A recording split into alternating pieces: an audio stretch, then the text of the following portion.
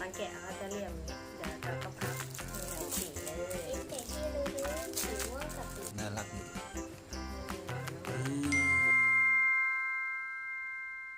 สวัสดีค่ะ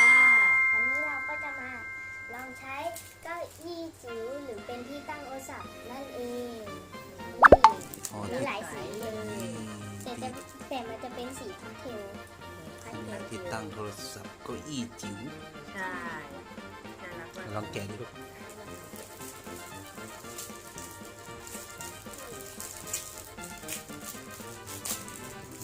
แกะนี่นี่ อุ้ย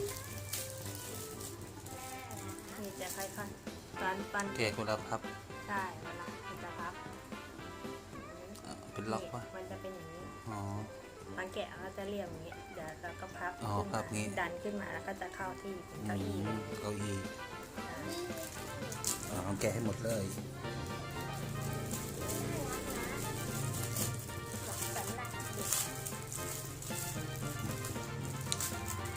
นี่ตั้งนี่นั่งได้ไหมไม่ได้ ไม่ได้เดี๋ยวก็อีพังก่อน เก้าอี้ตัวนี้ มันเป็นตัวเล็กมันนั่งไม่ได้ได้แต่ตุ๊กตากับโอลาสัตว์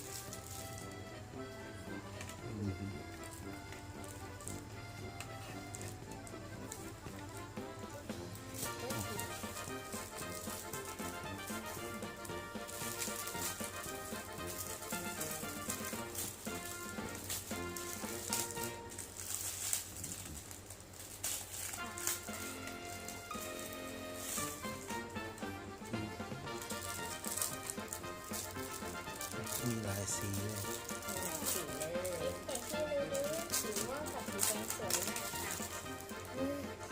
สีม่วงกับสีแดงสวยมากเลย โอ้โหดูหลายสี หลากสีหลาย อื ตาม สวยมาตะโพนี่ เอาโทรศัพท์มาตั้งดิเอาลูกหมีเอาน้องหมีนั่งดิ เอาน้องหมีนั่งที่นี่เอา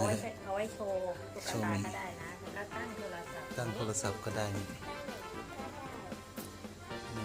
ตั้งตัวตั้งแนวตั้งแนวนอนได้หมด ก็ได้แนวนอนก็ได้หรือว่าจะเอาไว้โชว์ตุ๊กตาตั้งโชว์ตุ๊กตา